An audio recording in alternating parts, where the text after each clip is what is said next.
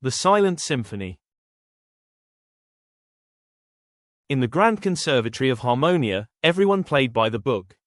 Leo was a young violinist surrounded by virtuosos who played with mechanical perfection. Every note had to be precise, every tempo had to be flawless.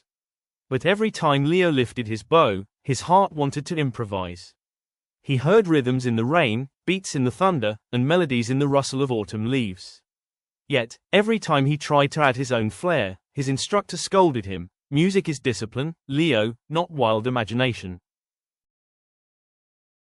On the night of the conservatory's biggest showcase, right in the middle of a delicate classical solo, disaster struck.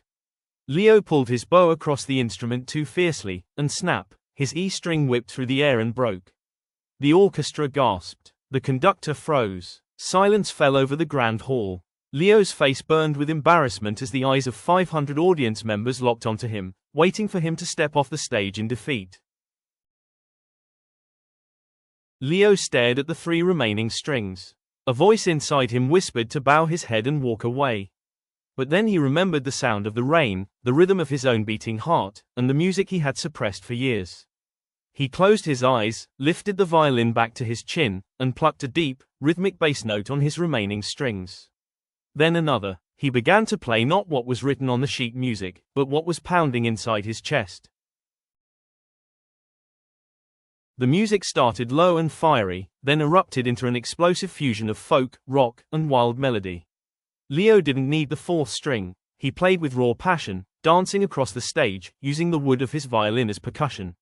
Vibrant, visible waves of golden and electric blue light seemed to ripple off his instrument with every stroke of the bow, filling the silent hall with pure, unadulterated energy. When his final, powerful chord echoed through the hall, Leo stood breathless, sweat glistening on his forehead, his 3-stringed violin held high. For 3 full seconds, there was absolute stillness. Then, the entire hall erupted.